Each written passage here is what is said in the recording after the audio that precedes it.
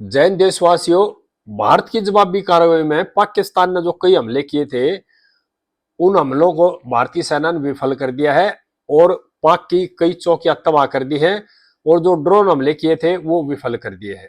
और पाकिस्तान ने जो मिसाइल फतेह भेजी थी उसको सिरसा में हमारी सेना ने मार गिराया है और भारतीय सेना ने पाकिस्तान के कई एयरबेस ध्वस्त किए हैं।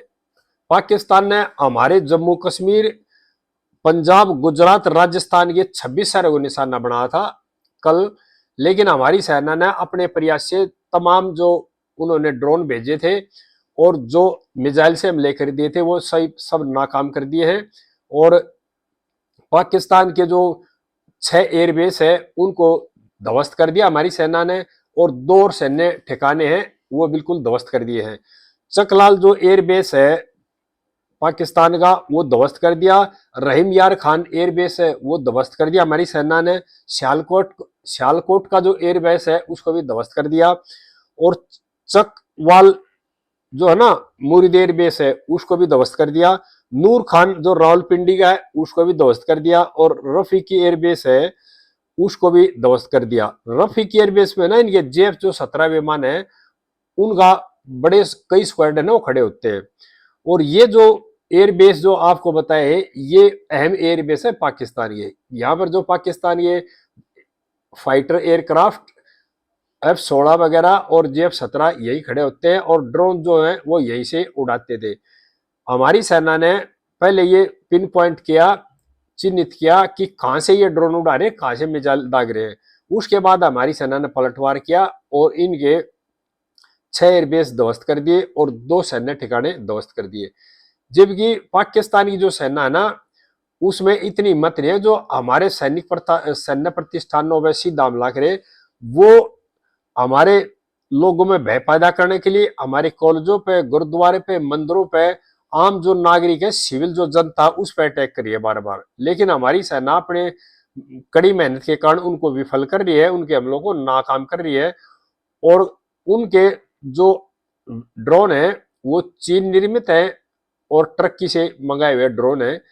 और पाकिस्तान की जो सेना है और सरकार इतने कायराना हमला कर रही है कि सैन्य प्रतिष्ठानों पर उसकी हिम्मत नहीं है ड्रोन हमला करने की या मिसाइल हमले करने। वो जो सिविल नागरिक है ना शहरों में, गुरुद्वारा में, मंदिरों पे, कॉलेजों में, स्कूलों में इस तरह से हमला कर रही है जिसमें हमारे कई आम नागरिक हताहत हुए हैं। और हमारी सेना ने पलटवार करके वहां के एयरबेसों को ध्वस्त किया है। कराची का जो बंदरगाह था उसको ध्वस्त कर दिया। और उसके बाद पाकिस्तान के जो रक्षा मंत्री है ना उनका बयान आया है कि अगर भारत हमले रोक देता तो हम बात करने के लिए तैयार हैं। अब हमले रोकने का समय जा चुका है। अब पाकिस्तान की बर्बादी की तस्वीर देखना चाहता है हिंदुस्तान और आपकी जो बर्बादी है ना वो हिंदुस्तान द्वारा लिखी जाएगी, हिंदुस्तान की फौज के द्वारा लिखी जाएगी। कई बार आप लोगों को समझाया लेकिन आप नहीं माने। अब फैसला युद्ध में ही होगा और 1971 आपको दोबारा याद दिलाना पड़ेगा। और देशवासियों मैं एक और बात बताना चाह रहा हूँ, जो जनरल आसिम मुनीर है उसका कोई पता नहीं है कहाँ पे है, वो अंडरग्राउंड है और वहाँ की जो लीडरशिप है वो भी अंडरग्राउंड है, छुपी हुई है। अपने बच्चों को उन्होंने वहां से भगा दिया। और पाकिस्तान की जो सेना है ना वह छुप छुप करके डर के इस तरह के गिद्दड़ वाली भभकी दे रही है, एक तरह से सिविल जनता के ऊपर अटैक करके। और अब वो जो परमाणु वाली बात कहते थे ना उसकी आई बाई भी भूल गए क्योंकि हमारी सेना ने जो जबरदस्त पलटवार किया ना उसके बाद उनकी सेना में भगदड़ मची हुई है और बलूचों ने वहां से उनको निकाल के भगा दिया है। और बलूच में जितनी सैनिक चौकियां थी उन पर बलूच की जो आर्मी है उसने कब्जा कर लिया है। और अब पाकिस्तान अमेरिका के राष्ट्रपति से और कई देशों से गुहार लगा रहा है कि भी हमारे को हिंदुस्तान से बचाया जाए।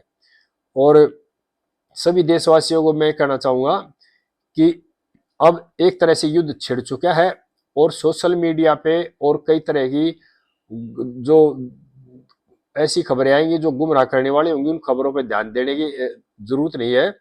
हमारी सेना बहुत मजबूत है और सोशल मीडिया में ना जो देशद्रोही लोग होते हैं वो देश में झूठी अफवाहें फैलाते हैं, उन चीजों पर ध्यान देने की बिल्कुल जरूरत नहीं है। सरकार के जो आदेश और जो निर्देश होंगे वो समय समय पर आपको पता लग जाएगा, उनका पालन करना है।